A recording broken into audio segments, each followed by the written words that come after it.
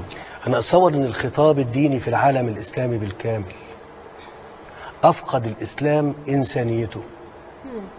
أو تاني أفقد المسلمين إنسانيتهم ولا ما احنا بالنسبة للعالم تعبير عن المسلمين، عن الإسلام، عن الإسلام احنا قدمنا الإسلام. أفقد الإسلام إنسانيته. نعم. ده أمر خطير، ومش كده وبس. أنا أتصور نحن قدمنا ربنا بشكل لا يليق بمقامه العظيم بمنتهى الوضوح كده. والأمر ده محتاج مننا ومحتاج من كل الحكام بالمناسبة يراجعوا مواقفهم، لأن احنا هنقف أمام الله سبحانه وتعالى ويقول لنا انتوا قدمتوني للناس ازاي؟ قدمتوني للناس ازاي؟ كنا تكلمنا قبل كده عن أهمية الخطاب الديني، وأنا هرجع وأقول إن احنا مش متحركين في ده. الخطاب الديني الحقيقي، الإشكالية مش موجودة أبدا في عقيدة، الإشكالية ممكن تكون موجودة في فكر. الفكر ده يقدس بينا. هو ده اللي احنا بنتكلم عليه، الخطاب الديني اللي نقصده، اللي هو بيتناغم مع عصره. وده التجديد اللي بيتعمل على كل رأس 100 سنة أو أقل يمكن.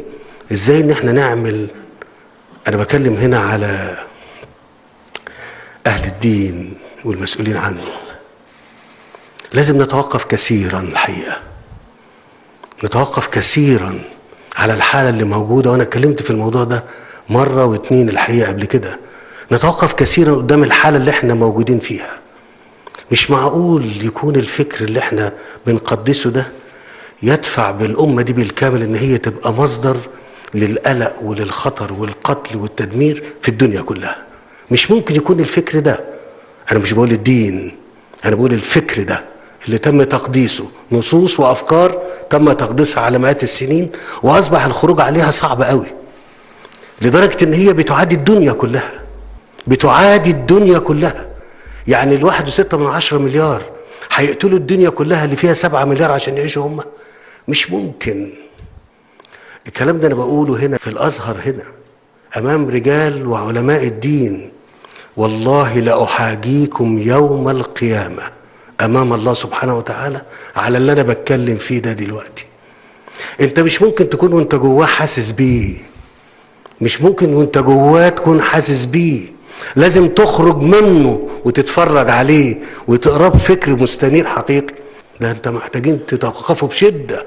وانا بقول تاني، احنا محتاجين ثورة دينية.